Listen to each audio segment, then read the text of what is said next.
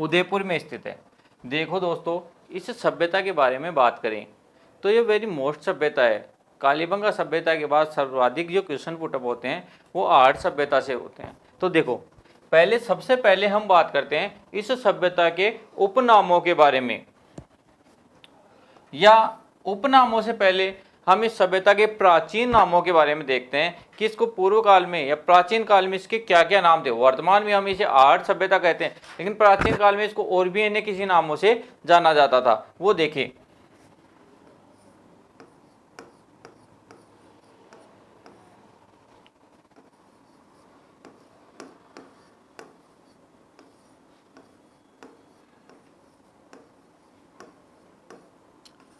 ताम्रयुगीन सभ्यता, दोस्तों कल हमने पढ़ा था गणेश्वर सभ्यता, उसमें हमने देखा था कि ताम्रयुगीन सभ्यताओं की जननी किसे कहा गया है, गणेश्वर सभ्यता को।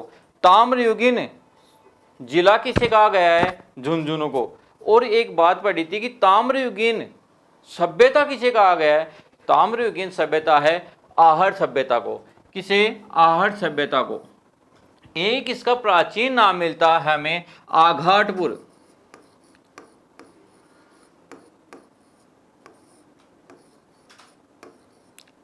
आघाटपुर दोस्तों यह है इसके प्राचीन नाम।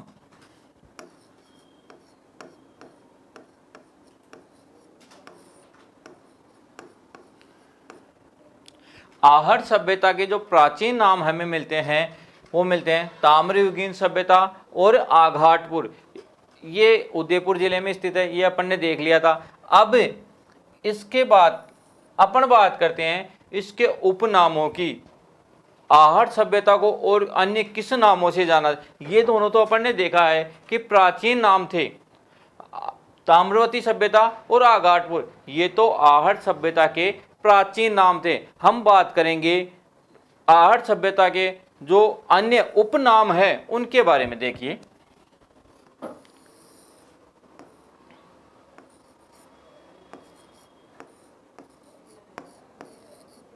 उपनाम, आहट सभ्यता के उपनाम देखते हैं। पहला है बनास संस्कृति।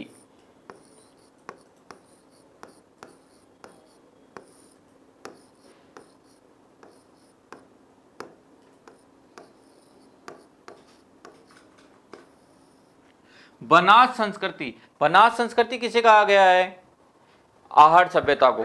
अभी अपन देखेंगे कि इसे बनास संस्कृति क्यों कहा गया है, वो भी बात करेंगे। दूसरा है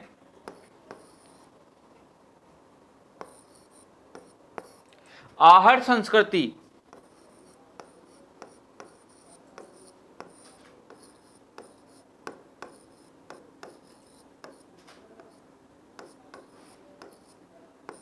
आहट संस्कृति ये भी आहट संस्कृति का ही नाम है या आहट सभ्यता का ही नाम है, वो भी देखेंगे। तीसरा नाम है जो इसे वर्तमान नाम भी कह सकते हैं अपन। तीसरा जो अपन नाम बात कर रहे हैं उसे हम वर्तमान नाम भी कह सकते हैं, यानी धूलकोट।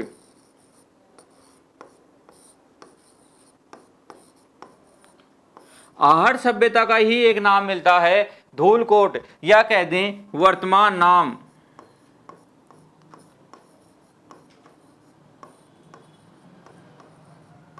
वर्तमान नाम।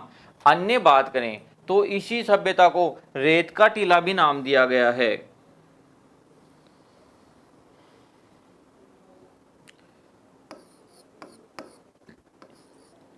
रेत का टीला,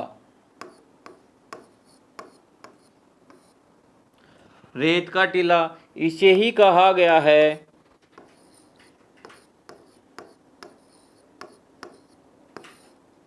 का टीला, मर्तकों का टीला। अब देखिए, बनास संस्कृति, आहट संस्कृति, धूलकोट, रेत का टीला, मर्तकों का टीला, या कहें मेवाड़ महाराणाओं की, या मेवाड़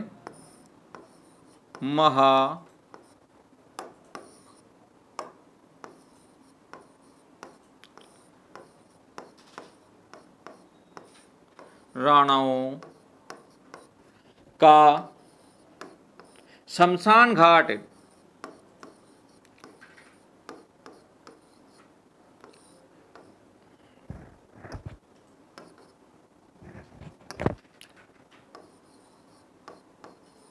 घाट। देखिए, उपनामों की बात करें बनास संस्कृति, इस आहट संस्कृति की, तो इसे ही बनास संस्कृति कहा गया है, इसे ही आहट संस्कृति कहा गया है। इसको वर्तमान में धूलकोट नाम से जाना जाता है। रेत का टीला, मृतकों का टीला, मेवाड़ महाराणाओं का शमशान घाट भी इस आहट संस्कृति को ही कहा गया है। ध्यान दें, जो मृतकों का टीला है उसकी अपन चर्चा करें तो यहाँ से जो गड्ढे अवशेष मिले हैं उनमें कई कब्रें मिली हैं, इसीलिए इसे मृतकों का टीला कहा गया है। आगे देखते हैं, बनास संस्कृति। इस सभ्यता को बनास संस्कृति क्यों कहा गया है? देखिए, सबसे पहले बात करें कि आहट सभ्यता कौन सी नदी के तट पर विकसित हुई। आहट सभ्यता कौन सी नदी के तट पर विकसित हुई?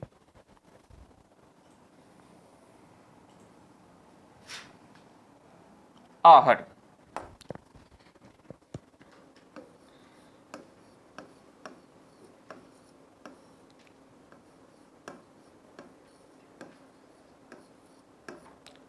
आहट सभ्यता, दोस्तों अपन ने बात की कि आहट सभ्यता उदयपुर जिले में स्थित है। कहाँ है? ठीक है। अब अपन बात करते हैं नदी की, तो यह जो संस्कृति है वो एक नदी के तट पर विकसित हुई थी, उसका नाम है आयड़ नदी।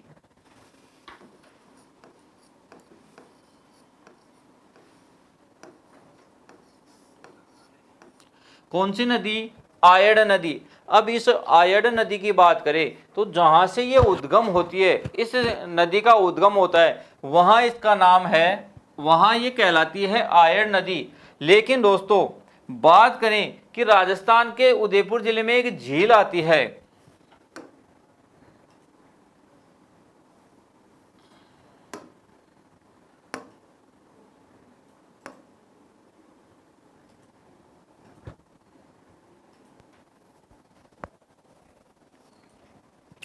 ये एक झील है, यह एक झील है जिसका नाम है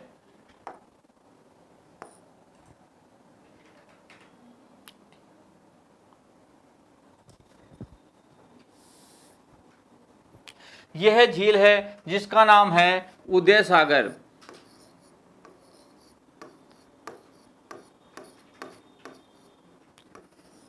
झील, कौन सी झील? उदय सागर झील। ये उदय सागर झील उदयपुर में स्थित है, जिसका निर्माण महाराजा उदय सिंह ने करवाया था। अब देखिए, इस उदय सागर में एक नदी आकर के गिरती है।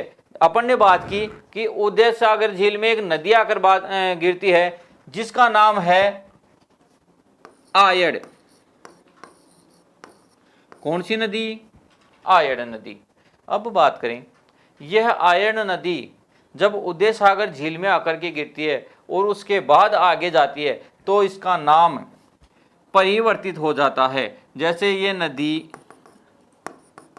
आकर के कहाँ गिर रही है? उदय सागर झील में।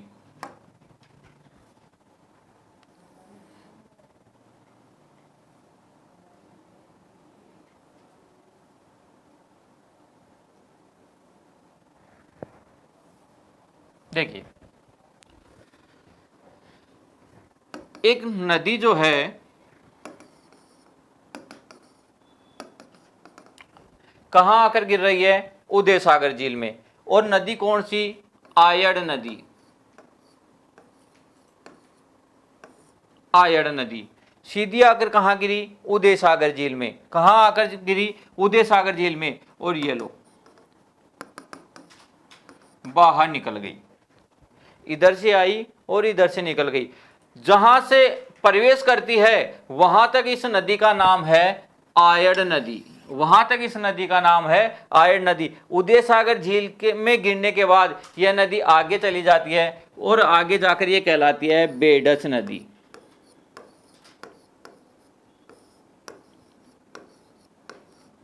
ये लो दोस्तों, वेरी मोस्ट क्वेश्चन, जहां से प्रवेश करती है, जहां प्रवेश करती है उदय सागर झील में गिरती है, वहां तक तो कहलाती है आयड़ नदी, और उदय सागर झील में गिरने के बाद आगे जाकर यह नदी क्या कहलाई? बेडच नदी। क्या कहलाई?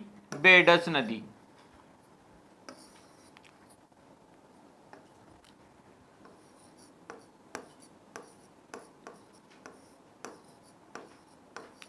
बेडस नदी आगे जाके कहलाई बेडस नदी, और यह बेडस नदी आगे जाकर एक नदी में गिरती है, आगे जाकर एक नदी में गिरती है जिसका नाम है बनास नदी।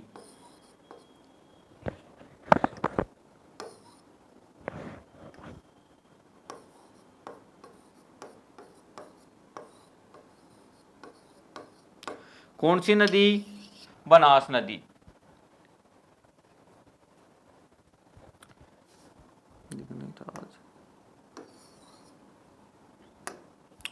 यहां तक ये नदी बेडस नदी कहलाई, उसके बाद यह नदी बनास में जाकर गिरती है, उसके बाद बेडस नदी बनास में जाकर के गिरती है, और इसी कारण बनास में गिरती है, इसी कारण इस सभ्यता को नाम दिया गया बनास संस्कृति। तो देखते हैं दोस्तों आगे, अपन ने बात की कि आहड़ सभ्यता को बनास संस्कृति क्यों कहा जाता है।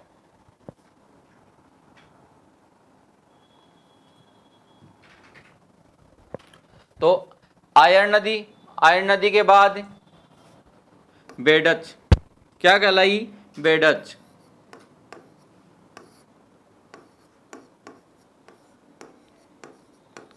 और नदी जाकर के किसमें गिरती है? बनास में, इसीलिए क्या कहलाई? बनास संस्कृति। अब आगे बात करें,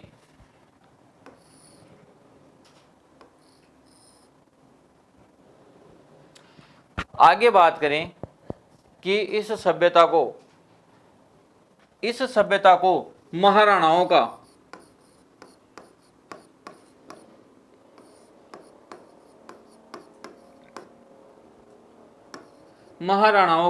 शमशान घाट क्यों कहा जाता है?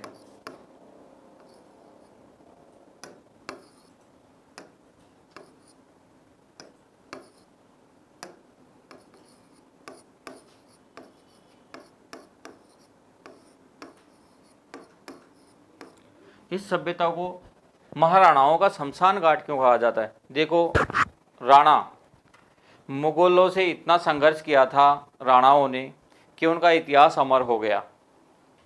बात करें मेवाड़ी इतिहास की, तो मेवाड़ के जो शासक हुआ करते थे उन्हीं राणा कहा जाता था।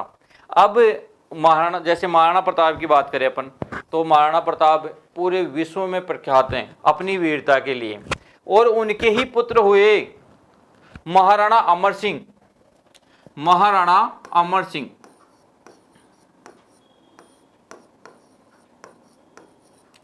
महाराणा अमर सिंह, महाराणा अमर सिंह भी महाराणा प्रताप की तरह ही वीर थे, इसमें कोई शक नहीं था। उन्होंने भी मुगलों को धूल चटाई थी, लेकिन परिस्थितियां बदल गई थी। महाराणा प्रताप के बाद मेवाड़ की परिस्थितियां बदल गई थी, और उनके सामंतों और सरदारों के दबाव में आकर के महाराणा अमर सिंह ने सन 1516 में मुगलों से क्या कर ली? संधि। मुगलों से क्या कर ली? मुगलों से संधि कर ली, और इतने दुखी हो गए बेचारे। अपने मन में सोच रहे थे कि उनके पिता कितने वीर थे, और उनकी वीरता को कलंकित कर दिया। लेकिन ऐसा नहीं है, वो समय ही कुछ ऐसा था, परिस्थितियां कुछ ऐसी थी। लेकिन अमर सिंह इतना दुखी हो गया कि ये चला गया आयड़ क्षेत्र में, जहां से ये संस्कृति विकसित हुई है, उदयपुर की आहट जो स्थान था, आहट नामक स्थान जो था उधर ये चला गया और वहीं उनकी मृत्यु हो गई महाराणा अमर सिंह की, और वहीं उनको जलाया गया, उनका अंतिम संस्कार किया गया। और इसीलिए कहा जाता है आहट संस्कृति को महाराणाओं का शमशान घाट, क्योंकि उसके बाद जो थे मेवाड़ी महाराणाओं को वहीं जलाया करते थे। तो अगर क्वेश्चन बनता है एक बहुत ही अच्छा कि आहट सभ्यता में जो मेवाड़ महाराणाओं का शमशान घाट है उनमें पहली छतरी किसकी थी, यानी उनको जलाया जाता था, उनका अंतिम संस्कार किया जाता था, उसके बाद वहां उनकी छतरी बनाई दी जाती थी। तो महाराणाओं के शमशान घाट में सबसे पहली छतरी किसकी थी? अमर सिंह की। किसकी? महाराणा अमर सिंह की। अब देखिए आगे बात करते हैं। अपन पढ़ रहे हैं आहट सभ्यता, अपन पढ़ रहे हैं आहट सभ्यता।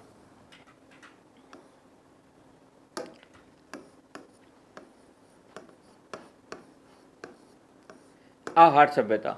अब इस आहट सभ्यता के बारे में बात करें तो इनकी खोजकर्ताओं के बारे में बात करते हैं। तो सबसे पहले बात करें तो इसकी खोज की थी अक्षय कीर्ति व्यास ने।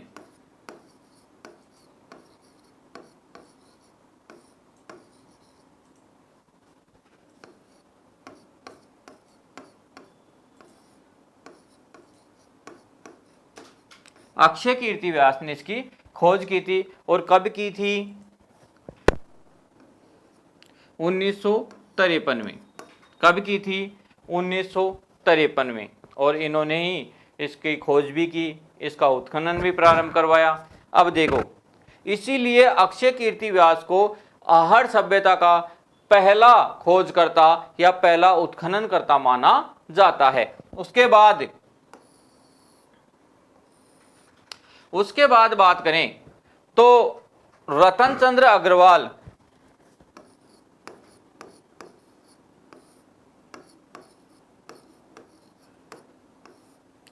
अग्रवाल इन्होंने की थी 1956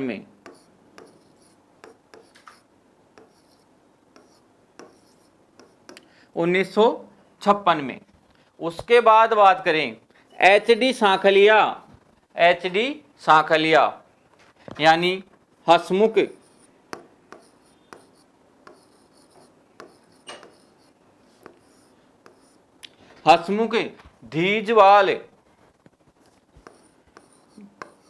धीरजवाल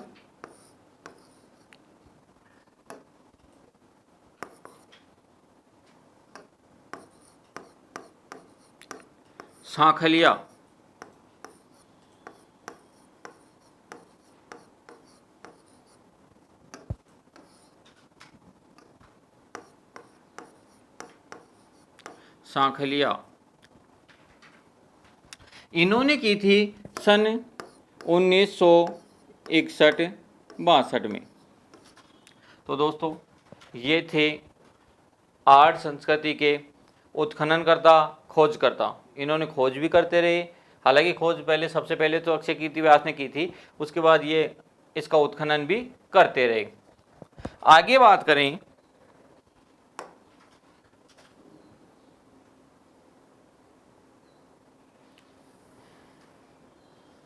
अब बात करते हैं इसके कालखंड की। इसके कालखंड की बात करें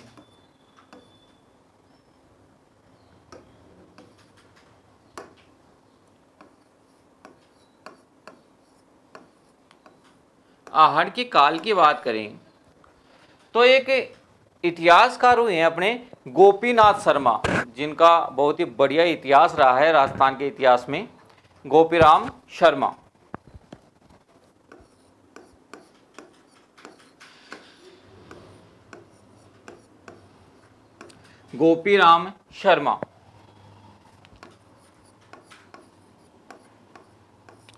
इन्होंने कहा है या गोपीराम शर्मा के आधार पर या इनके अनुसार इस सभ्यता का जो कालखंड है वो 1900 ईसा पूर्व से 1200 ईसा पूर्व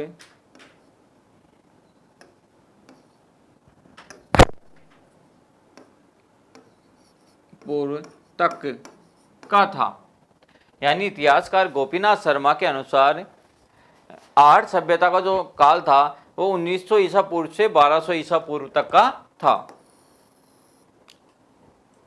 अब बात करें, इस सभ्यता को हम 3 प्रकार से बांट सकते हैं, या इस सभ्यता के 3 प्रकार थे। पहला देखिए, प्रथम या चरण बोल दो। प्रथम चरण जो था वो पत्थर के युग का था। प्रथम चरण, फर्स्ट प्रकार।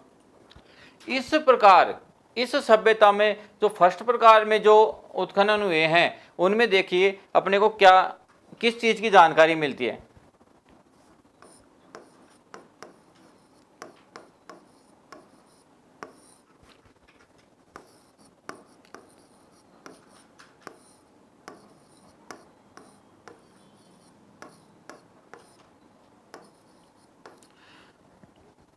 इस सभ्यता को हम 3 प्रकार से विभाजित कर सकते हैं। जो पहला कालखंड या पहला प्रकार था उसको हम स्टपिक पत्थर का युग कह सकते हैं। यानी उस युग में जो औजार बनाए जाते थे या उपकरण बनाए जाते थे या जो अपने आवश्यक सामग्रियां बनाई जाती थी वो किसकी हुआ करती थी? पत्थरों की।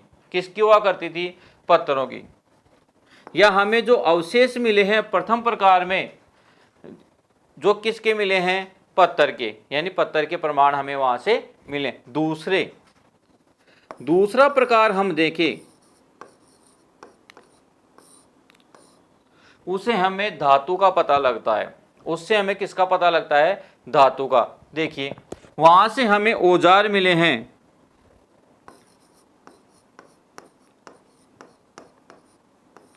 औजार व उपकरण मिले हैं।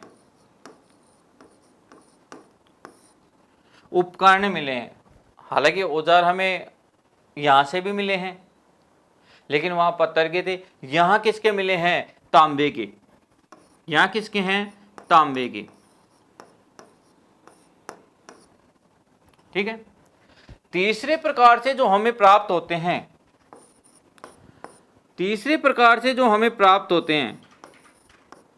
या खुदाई में तीनों प्रकार से जो हमें प्राप्त हुए हैं वो देखिए। यहां हमें मृग भांड मिले हैं।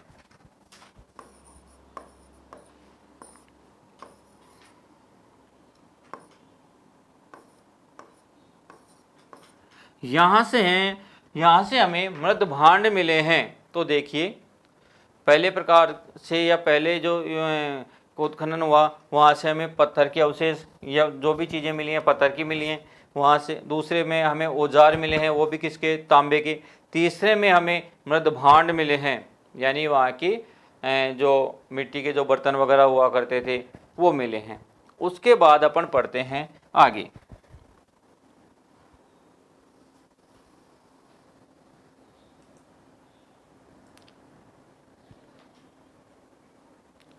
अब आहट सभ्यता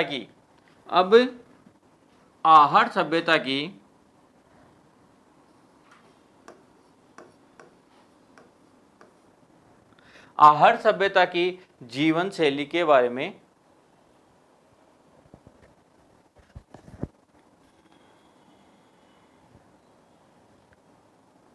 आहट सभ्यता के लोगों के जीवन शैली के बारे में अपन बात करते हैं कि वहाँ का रहन सहन कैसा था, सामाजिक जो वो लोग थे उनका सामाजिक परिवेश कैसा था, वो कैसे रहा करते थे। ठीक है, वो देखते हैं। तो हम बात करें आहट सभ्यता की तो हम ये कह सकते हैं कि ये सभ्यता पूर्णतः ग्रामीण सभ्यता थी।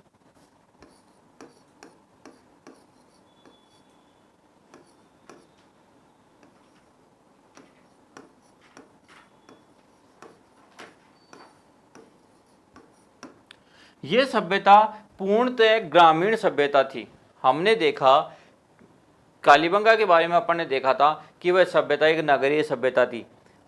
आज पढ़ रहे हैं आहट सभ्यता, और आहट सभ्यता पूर्णतः ग्रामीण सभ्यता थी। यहाँ के लोगों के या सामाजिक परिचय देखिए। सामाजिक परिचय की बात करें तो यहाँ सामूहिक परिवार रहा करता था। सामाजिक परिवार,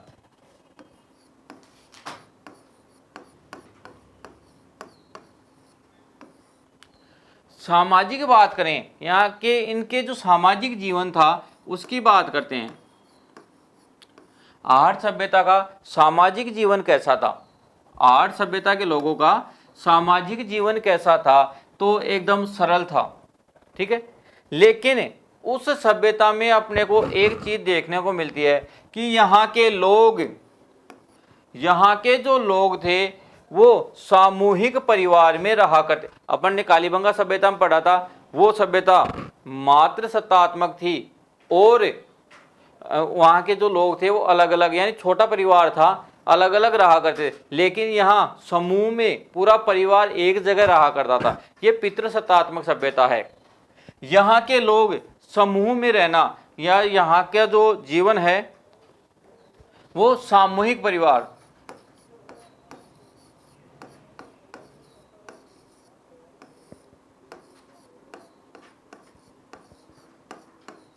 देखो इस सभ्यता की पहली विशेषता, बहुत ही बढ़िया विशेषता कि यहाँ सामूहिक परिवार, यानी पूरा परिवार कहाँ रहता था? एक जगह रहता था। आगे बात करें, इस चीज का प्रमाण कैसे लगा? इस चीज का हमें ज्ञात कैसे हुआ कि यहाँ के लोग समूह में रहते थे, पूरा परिवार एक जगह रहा करता था? तो देखो क्या हुआ कि जो यहाँ के भवन थे, यहाँ के मकान थे, उनके जो अवशेष मिले उनमें हमें एक मकान में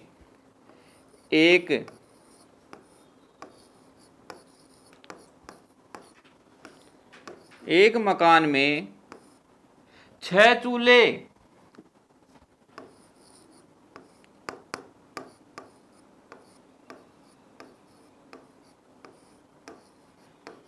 मिले।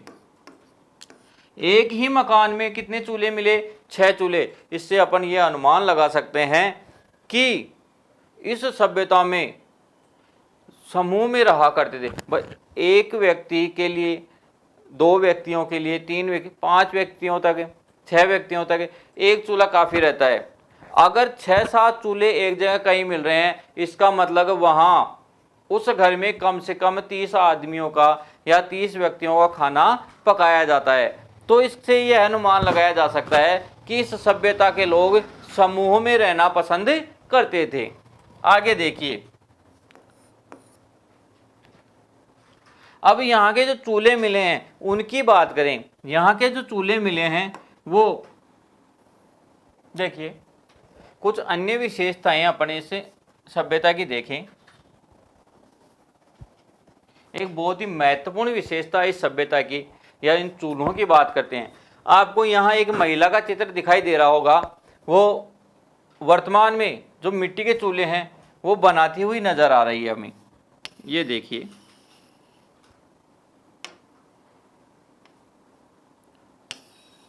चूल्हे बनाती हुई नजर आ रही है। यानी अब देखिए दोस्तों, इस सभ्यता से हमें जो अवशेष मिले हैं उनमें ऐसे ऐसे अवशेष मिले हैं कि महिला एक चूल्हे पर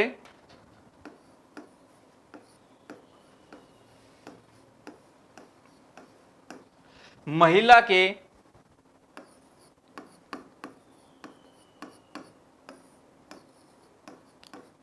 हाथ के चित्र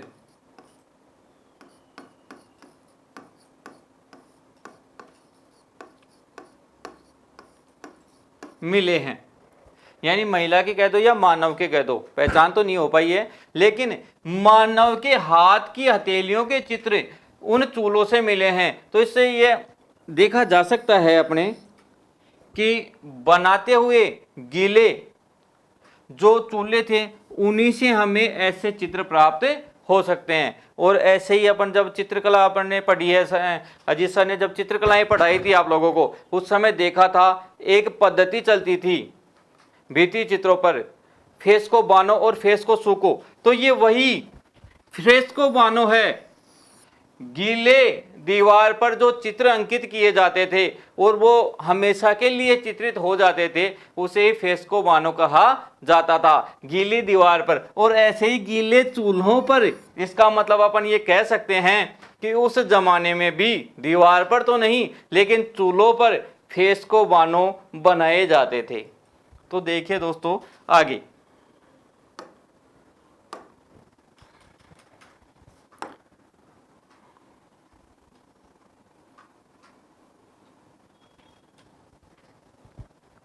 एक मकान से 6 चूल्हे प्राप्त हुए हैं। इससे यह अनुमान लगाया जा सकता है कि इस सभ्यता के लोग सामूहिक रूप से रहना पसंद करते थे।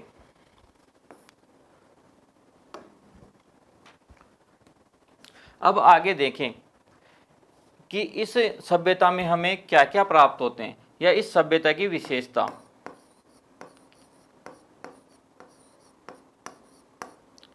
विशेषता मतलब हमें यहाँ से क्या क्या प्राप्त होते हैं, इस सभ्यता से हमें क्या क्या प्राप्त होते हैं। इस सभ्यता से हमें, वेरी मोस्ट क्वेश्चन, इस सभ्यता से हमें एक जल पात्र,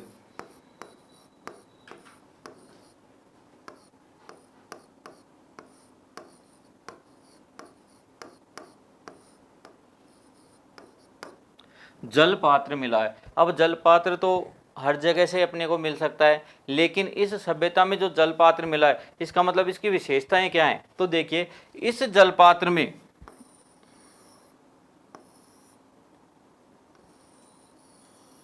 जो जल पात्र मिला है उसमें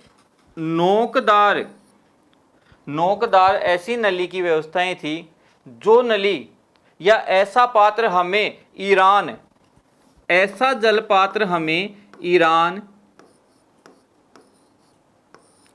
और बलूचिस्तान,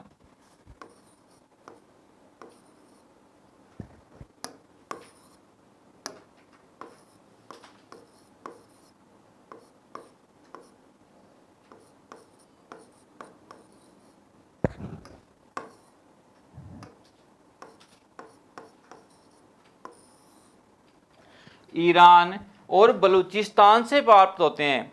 ऐसे जो जलपात्र हैं वो हमें ईरान और बलूचिस्तान से प्राप्त हुए हैं। इसका मतलब इस सभ्यता के लोगों का आना जाना या व्यापार, आहट सभ्यता के लोगों का व्यापार ईरान और बलूचिस्तान तक फैला हुआ था।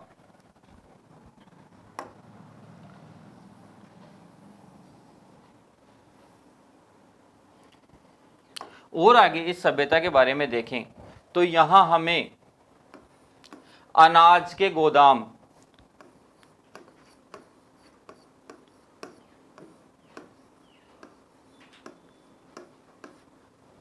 इकट्ठा या अनाज के कुछ ऐसे उपकरण मिले हैं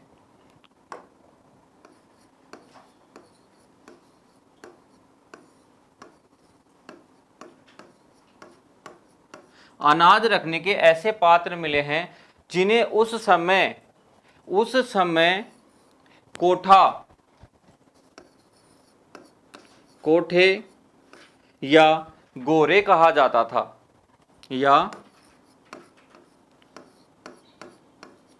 गोरे।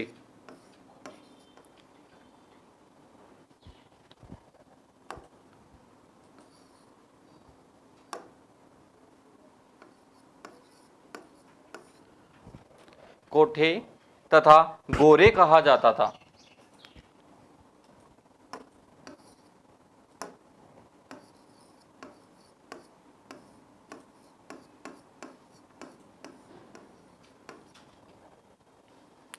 उसके बाद बात करते हैं तो यहां से हमें टेराकोटा पद्धति का भी पता लगता है।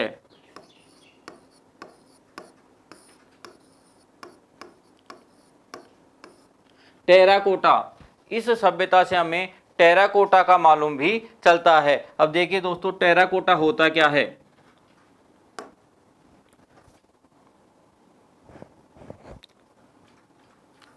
टेराकोटा एक ऐसी पद्धति है जो राजसमंद के मोलेला गांव की प्रसिद्ध है। वहां मिट्टी के मूर्तियां बनाकर उसको अग्नि में तपाई जाती है और का उल्टी तपाई से जिन्हें तैयार किया जाता है वह विधि टेराकोटा विधि कहलाती है।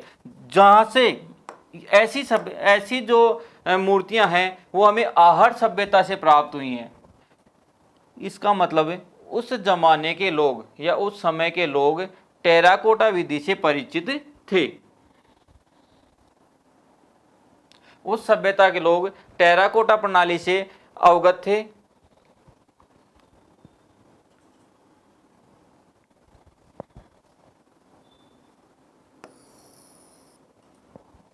अब आगे बात करें तो इस सभ्यता से हमें आटा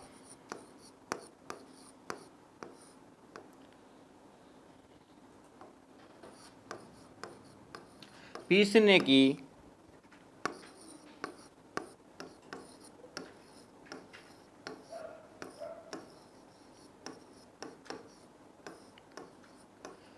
इस सभ्यता से हमें आटा पीसने की चक्की मिली है, वो भी किसकी? पत्थर की। इस सभ्यता से हमें आटा पीसने की चक्की मिली है। इस सभ्यता से हमें आटा पीसने की चक्की मिली है।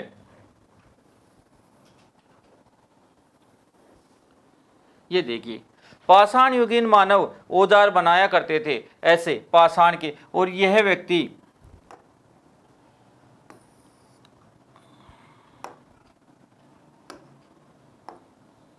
एक औजार बना रहा है। औजार क्या? एक आटा पीसने की चक्की बना रहा है। तो इससे यह प्रतीत होता है कि उस जमाने में या उस समय में इस सभ्यता के लोग अनाज से परिचित थे, और इस समय या इस सभ्यता में लोगों का मुख्य जो खाद्यान्न था वो था ज्वार।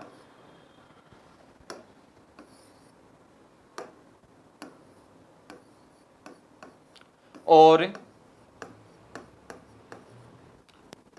चावल। यानी आहट सभ्यता के लोगों का मुख्य जो खाद्यान्न था वो था ज्वार और चावल।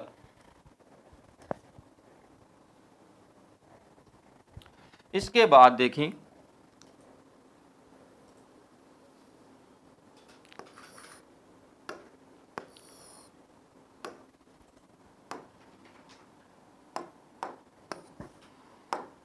इस सभ्यता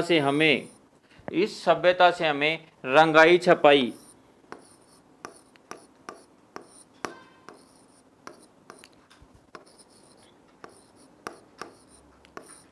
के ठप्पे मिले हैं।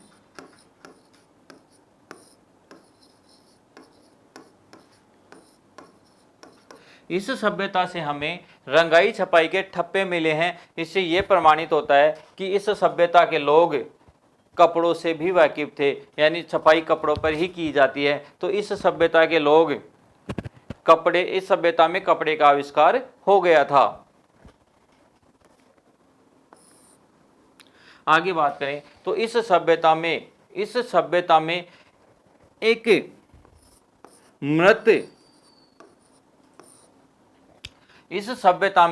मृत कह दो या खंडित कह दो,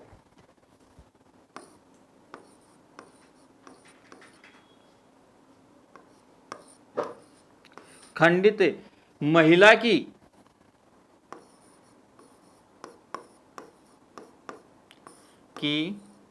मूर्ति मिली है।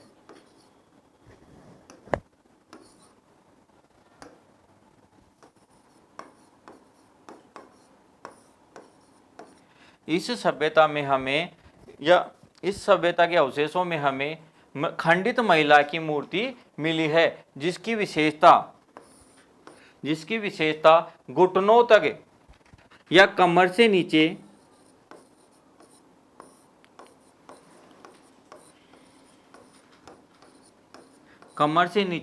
घाघरा पहने हुए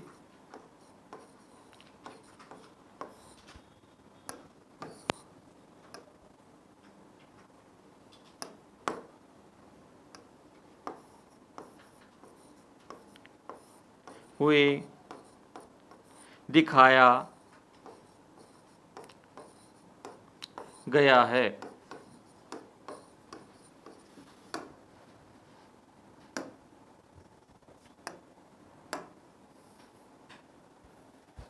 एक खंडित नारी की मूर्ति मिली है जिससे कमर के नीचे, देखिए, कमर के नीचे घाघरा पहने हुए दिखाया गया है। ये खंडित नारी की प्रतिमा है।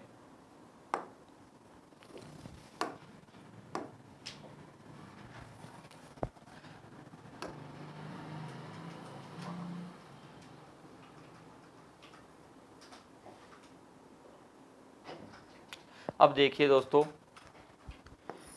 इस सभ्यता से हमें बेल की मूर्ति भी मिली है।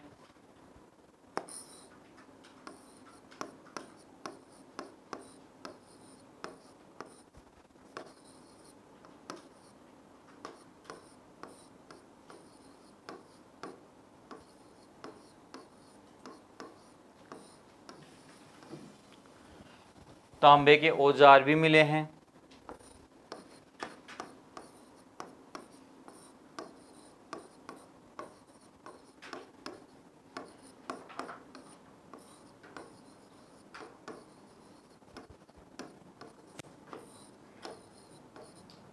हालांकि तांबे के औजार हमें जो गणेश्वर सभ्यता थी उसमें भी देखने को मिले थे। तो ये थी अपनी आज की आहट सभ्यता। बाकी पढ़ेंगे नेक्स्ट